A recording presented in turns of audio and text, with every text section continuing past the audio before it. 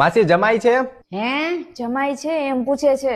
હા છે ને 3 જમાઈ છે પણ એકેય કામના નથી. અરે એમ નહીં, એમ કો જમાઈ છે જમાઈ. હા થોડું થોડું 5 વાર.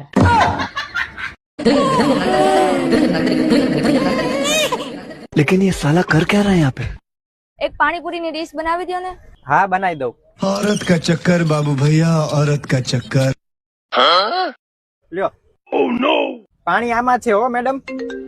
હા 1 મિનિટ. હેલો, હા આપડી 10 સ્કોર્પિયો, 5 હેલિકોપ્ટર અને 10-12 જેસીબી અને જહાજ બુક કરાવી નાખો ને. હમણાં મારો માણસ ચેક આપી જાય છે. હા સારું, ચાલો પછી વાત કરું. કેટલા થયા પાણી? ક્યાં ગયા?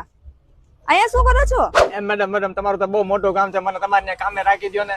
અરે તમે ઊંધું સમજો છો. અરે રાખી દો ને મેડમ, ગરીબ માણસને આવું હું કરો છો? અરે મારી રમકડાની દુકાન છે, રમકડા મંગાવતી હતી. મમ્મી, મારા મમ્મી એમ કેતા હતા કે સાસુની સેવા કરીએ ને તો પુણ્ય મળે. વાત તો તારી સાચી છે પણ ગરીબની આપણે સેવા કરીએ ને તો ડબલ પુણ્ય મળે. હે તો મને કેટલું બધું પુણ્ય મળશે. કેમ એમ? મારે તો સાસુ જ ગરીબ છે. મમ્મી હાલે કિડનેપર નો ફોન છે, વાત કર. अभी मजा आएगा ना भिड़ो. હા નમસ્તે, બોલો. અરે કિડનેપર નો ફોન છે, હું નમસ્તે વાત કર હરખી રીતના. જો તમે ઈચ્છતા હોય ને કે તમારી છોકરી કાલ સવારનો સુરત જોવે તો 1 લાખ રૂપિયા આપી દેજો. અરે સુરત જોવાના 1 લાખ રૂપિયા હોય? અહીંયા હું તને મફતમાં બતાવું.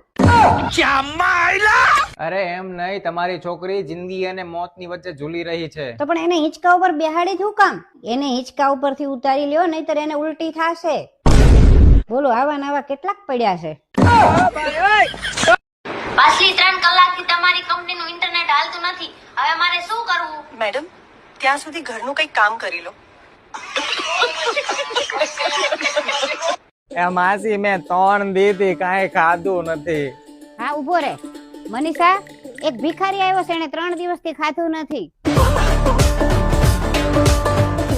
મેં આજે સવારથી નથી ખાધું, મને ભૂખ નથી લાગી. એક કામ કરો, આ ભૂખ લાગવાની દવા છે, આ ખાઈ લેજો. પછી ભૂખ લાગે ને તો જે મળે ને ખાઈ લેજો.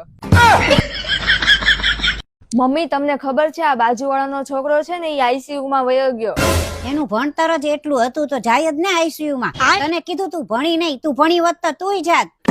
અરે મમ્મી એનું એક્સિડન્ટ થયું ને એટલે હોસ્પિટલમાં આઈસીયુ માં રાખ્યો છે. અરે મનીષા, તું અહીં ઊભી શું કરે છો?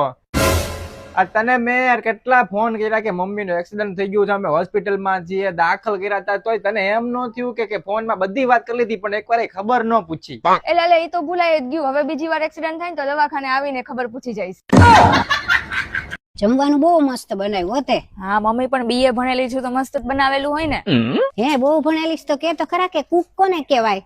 એટલી તમને નથી ખબર, કુકરમાં રસોઈ બનાવે એને કુક કહેવાય. આ તો શેફ કોને કહેવાય કે? જે સફાઈ કરે એને શેફ કહેવાય. તો હલવો જે બનાવતા હોય ને હલવાઈ કહેવાય ને. અબે સાલે, મમ્મી તમને કેવી રીતના ખબર? તમે બીએ ભણેલા લાગો છો. वो अलग ही लेवल का बंदा था. શોભા, તારામાં છે ને મગજ જ નથી.